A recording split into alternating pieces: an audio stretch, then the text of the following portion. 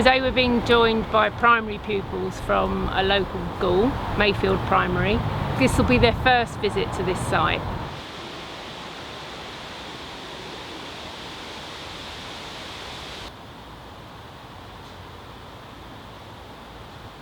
We're here to help with the Greenway Gurnell project, clearing this site to be used by, well, anyone, but primarily for kids, especially to get out of the kids that haven't experienced this sort of environment before and the benefits that it can have.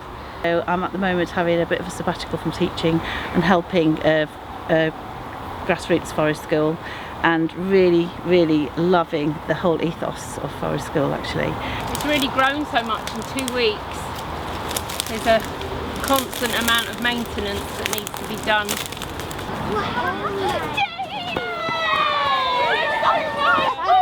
Oh my gosh, I'm so excited! Whoa!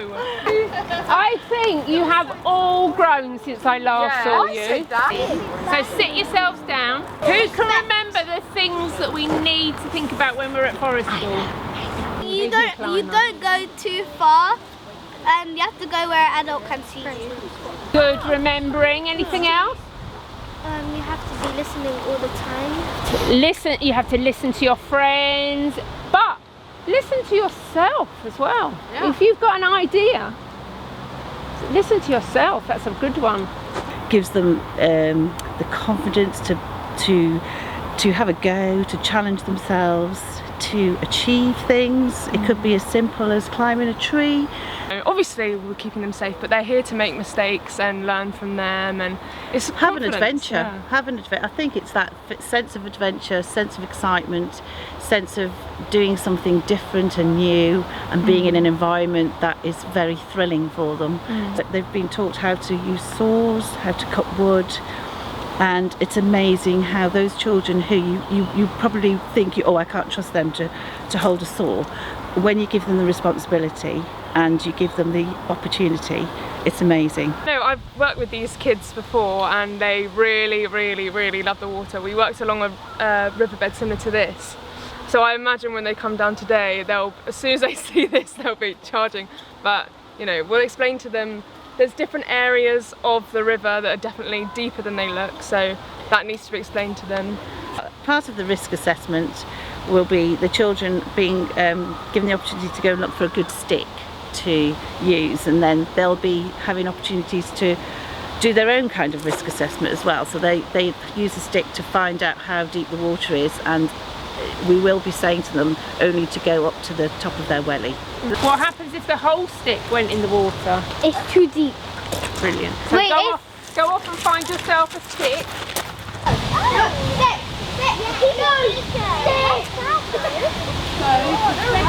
Look what I found.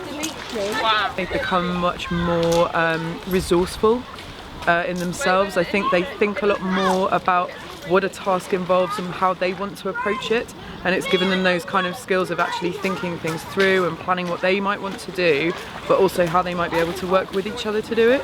And that's really had an impact on kind of them in their learning generally now, because they seek other people's assistance and they work really effectively together, and they know that they've got other friends who've got those skills now that they can kind of draw on as well. And it's been lovely to see how they can apply the skills that they've learnt here and into their kind of lives and beyond.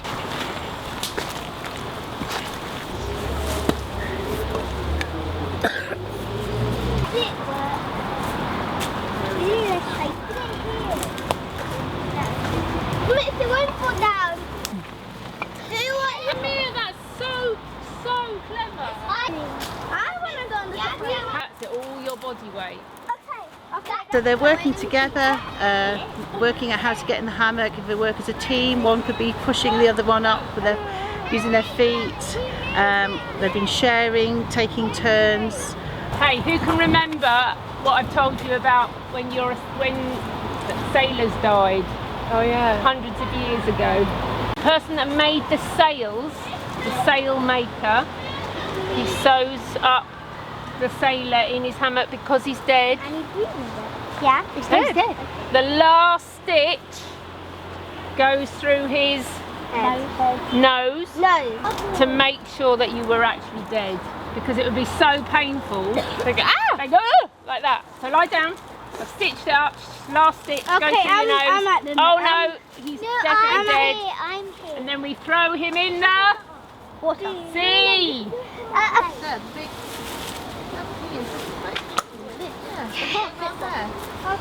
Actually, what are you doing? Ella made. I'll make it cut. Look at those. Look, Jacob. Ew, that is good. I can't even.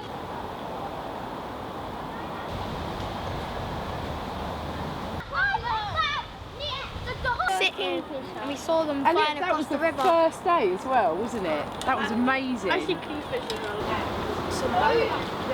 Do you get paid for what? So from experience being a classroom teacher, taking children out onto a forest school experience, the impact as they come back into the classroom is amazing. You know, that within a few sessions, the engagement, the concentration, the collaborative way that they work with other children, it's just incredible. You know, having those experiences, and it's sort of transfers itself to other areas of their life.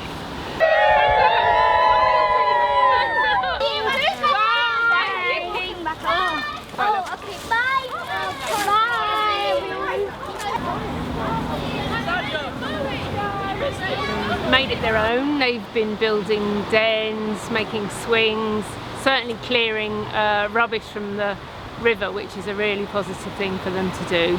They're a bit outraged by the amount of rubbish they could find. They've made a huge pile of it, which we'll collect in a few days' time.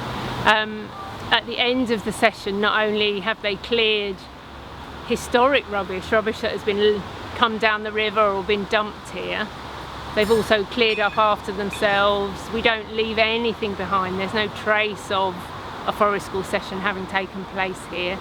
Just a wonderful atmosphere. It's such a great location. They've all gone back to school feeling very positive. Their teacher has remarked on how happy they are and the experiences that they've had. A really positive outcome, a really positive day.